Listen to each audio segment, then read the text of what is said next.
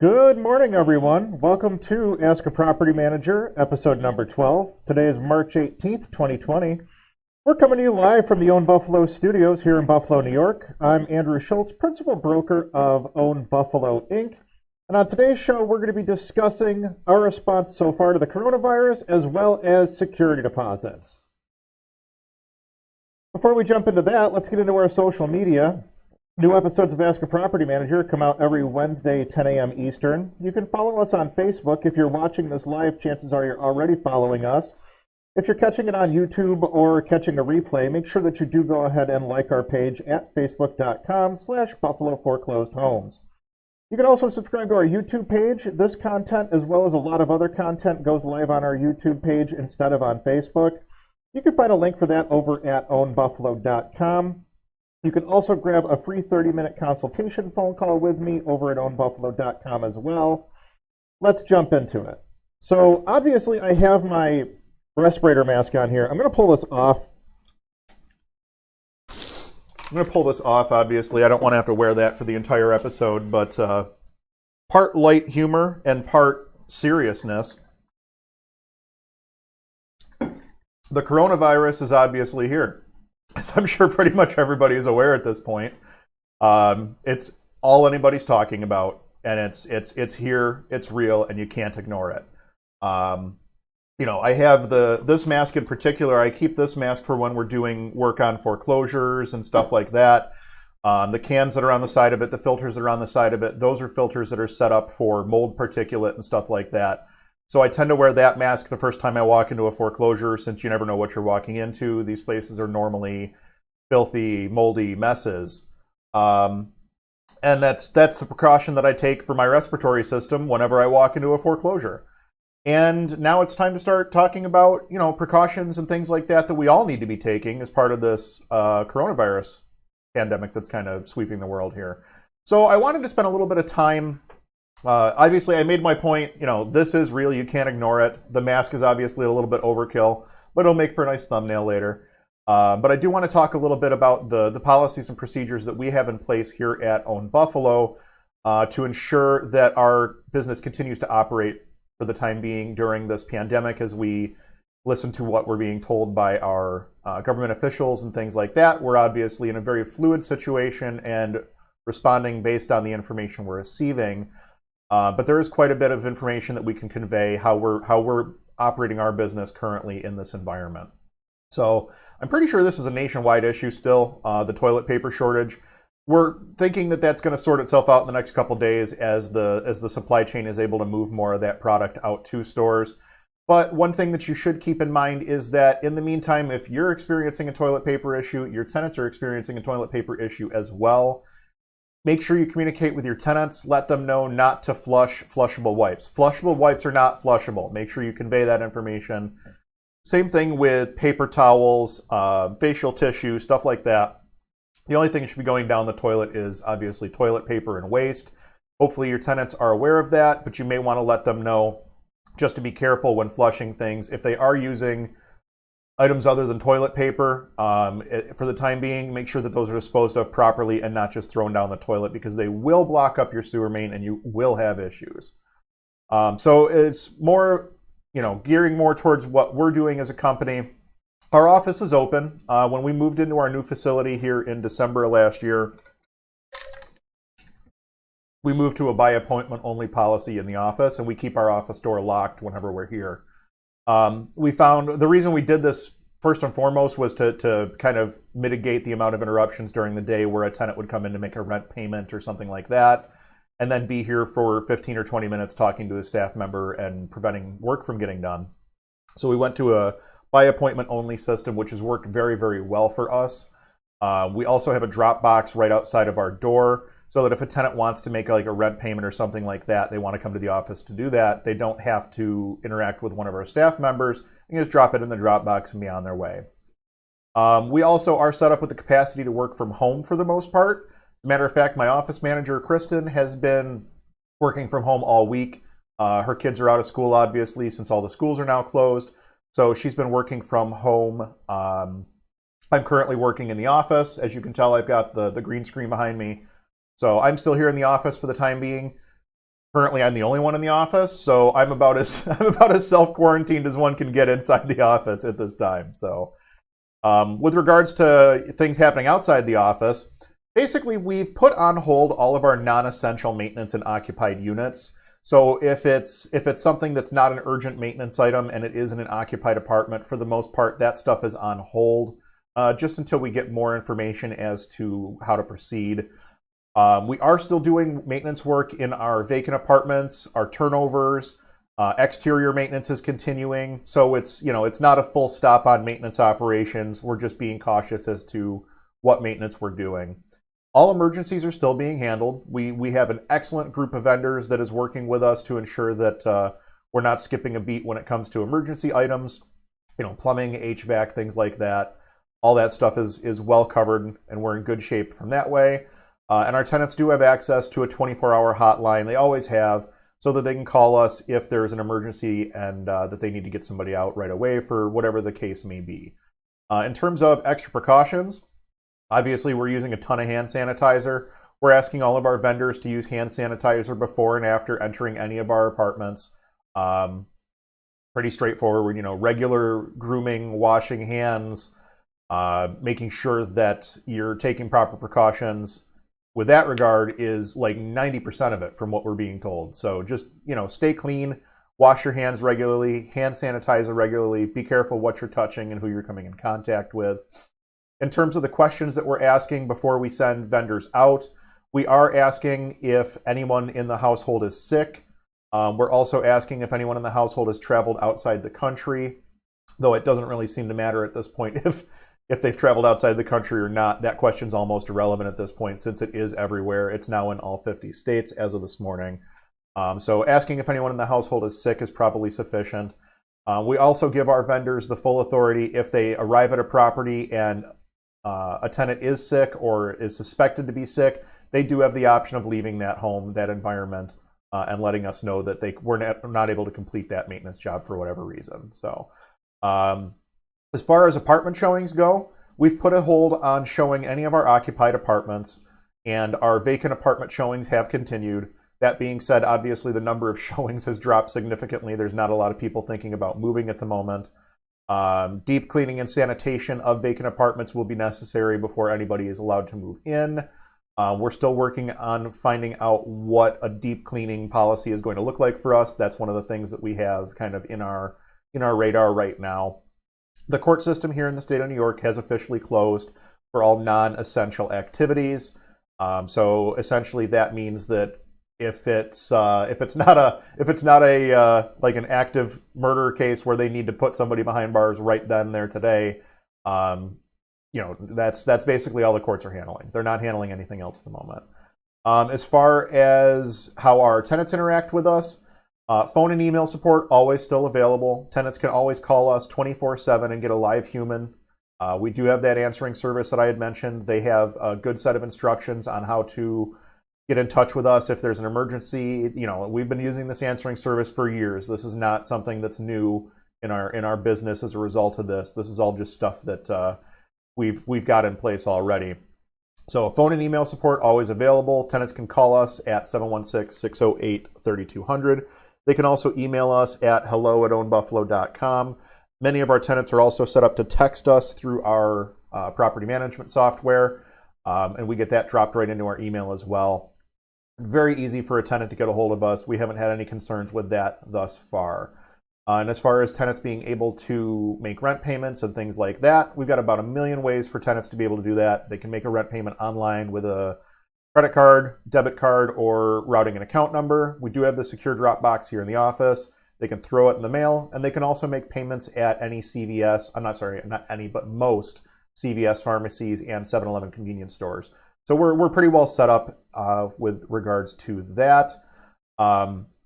Guys, take this seriously. Pay attention to what's going on in the news. Listen to what the experts are saying and follow the instruction that we're being given. It's the only thing that's going to get us through this in a timely fashion. I'm not going to sit and spend a lot of time talking about what I think the economic impact will be of this. I think we all know the economic impact of this is going to be severe, very severe. And I'll leave it at that. I mean, it's too soon to say much of anything more beyond that. But I did want to give you an update as to what our current setup is in terms of how we're handling the situation, and kind of give people a feel for what they might be able to do. I will make a note here and say that most of this stuff was already in place. And let me look at my list here. Pretty much all of this was in place before this ever hit. Like, we already had contingency plans for what if we can't work from the office. You know, we had contingency plans for what if a tenant has an emergency at 2 o'clock in the morning. Like, all that stuff was taken care of a long time ago. This is just a continuation of business as usual for us for the most part right now. We do expect that there's going to be some more interruptions down the road, but we'll have to deal with that when the time comes. So this goes to show you that having a policy and procedure in place. We're in Buffalo. We're in the Buffalo market. It snows a lot here. A couple years ago, we had a snowstorm where there was 7 foot of snow. Okay, I'm 6'1". There was an additional foot more snow above my head. It was absolute insanity. But again, because we have these policies and procedures in place, we were able to respond and help our tenants in situations where some other property managers weren't able to do so. So just be on top of your game. Do what you can, help your tenants wherever you can, and we will pull through this. I do want to talk about security deposits. I'm going to jump over to this screen. Whoops. Oh, I should have had that up the whole time. My bad. The coronavirus procedures for property managers. I'm pretty sure I covered all of this stuff. I apologize that I didn't pull this up on the screen while we were working here, but at least now you do have it. So I'll leave that up for just another second while I'm adjusting things over on my screen. And there we go. So I do want to talk about security deposits today. And this is going to be more geared towards residents here in the state of New York, since that's the law that I'm most familiar with. I will start up front by saying I'm not a lawyer. Talk to your lawyer with regards to security deposit laws in your state or in New York, because you can't guarantee that everything that I'm saying here is 100% accurate, especially given the fact that we're in a very fluid situation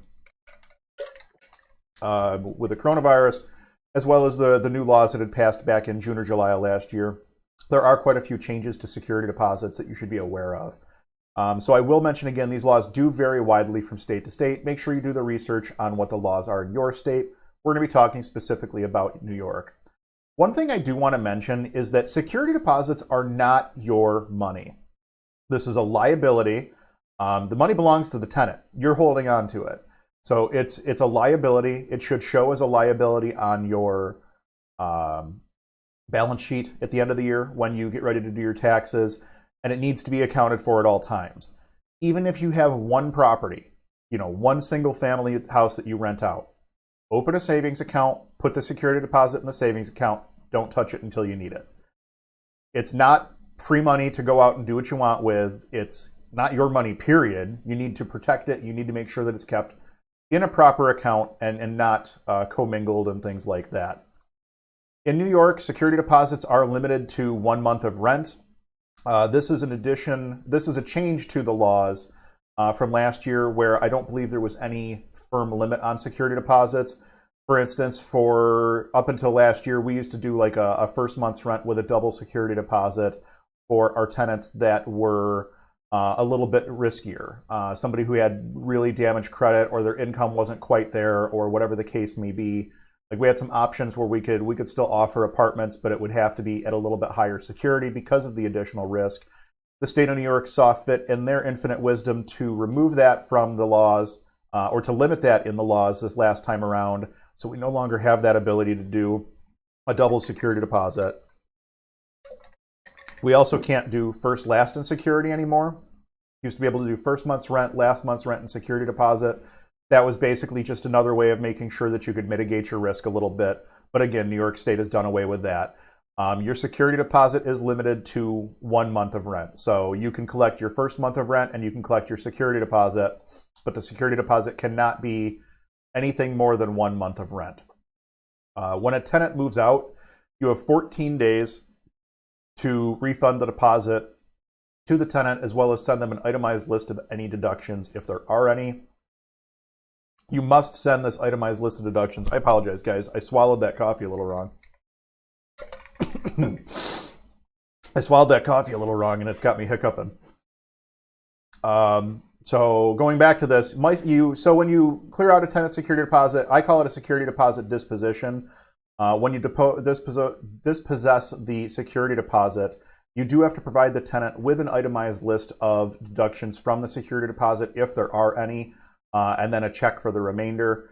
And if you send the deposit back in full, send the same security disposition letter and just say no deductions, full deposit refund.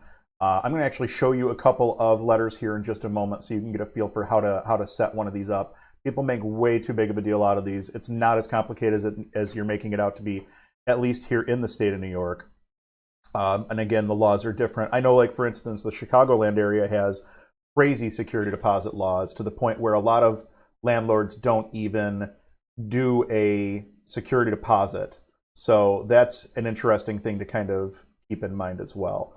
I'm going to jump over to my desktop screen here. I want to show you a couple of disposition letters. These are older letters at this point. These are all ones that are well settled out. So I wanted to give you a feel for what our letters look like. And it's just a sample letter, a simple letter on our letterhead. Tenant's address, here. Dear tenant, enclosed use your security deposit settlement from your tenancy at blank upper apartment, Buffalo, New York. If you have any questions, call our office. And then it just lists, the security deposit and then all the deductions. General cleaning of the apartment, having the carpets cleaned because the tenant failed to do that.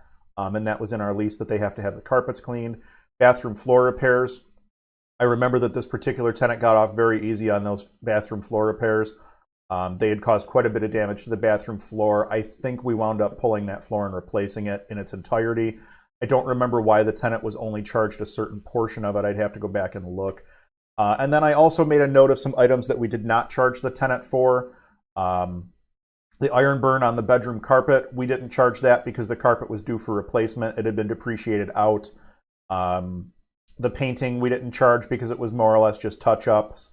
The 2 broken closet doors we didn't charge. I don't recall the reason we didn't charge the 2 broken closet doors. But it's pretty straightforward. Essentially what we did was took the security deposit minus the deductions, listed the total amount returned. And the way our system is set up, we mail this letter, and on that same day, at the time we were using Bank of America, and we would go right on Bank of America's website and do an online bill payment, which would send the check directly to the tenant's home. And it would just send it out, plain white envelope. It almost looked like a piece of junk mail. We often had to warn tenants to make sure to not toss out any junk mail for the next few days until they get their refund check. And then that would arrive within 5 to 10 business days. Pretty straightforward. So this is an instance where a tenant had a security deposit. There were some deductions, but they did get a pretty sizable chunk of their security deposit back. So now I want to look at another letter. Again, this one's a couple years old now. This is one from a tenant who did not receive their deposit back and in fact left us with a bunch of damages here. So again, you can see pretty much the same format, security deposit. This tenant left us with an unpaid month of rent and late fees. Keep in mind, this is in 2018 as well, so the laws are a little bit different now as to what you can take out of the security deposit. But at the time we were able to do the rent, the late fees. They left us, some March rent, some March late fees. This one went through an eviction process, and then obviously the damage to the property. There's the full list of all of the damages that were caused to the property. Obviously, this tenant was, they burned through their security deposit just in the 1 month of rent that they didn't pay. So they had a bunch of damages left over. Total amount owed is listed. And then a little bit different than the previous letter, you were responsible for all above charges resulting from your move out. We can work with you to set up a payment plan. Please contact our office no later than June 8th, 2018 to make arrangements. If you choose not to contact us, we intend to pursue this debt in court or in collections at our discretion. Don't put that line in a letter if you don't intend to do it. There's a whole, I used to work in the debt collection industry. There's laws that go into the debt collection industry that are well above and beyond the scope of this show. But one thing I did learn is don't make a threat if you don't have the intent of following through on that threat. In this particular instance, we did have the intent of following through with this to small claims court. and then sending it to a collections agency. And I don't think we ended up sending it to small claims. I think we just sent it to the collections agency, and they've been pursuing it since. So that is something to keep in mind as well. But yeah, there's a couple of examples of deposit disposition letters. It's, at least in the state of New York, it's pretty straightforward. You don't have to complicate it.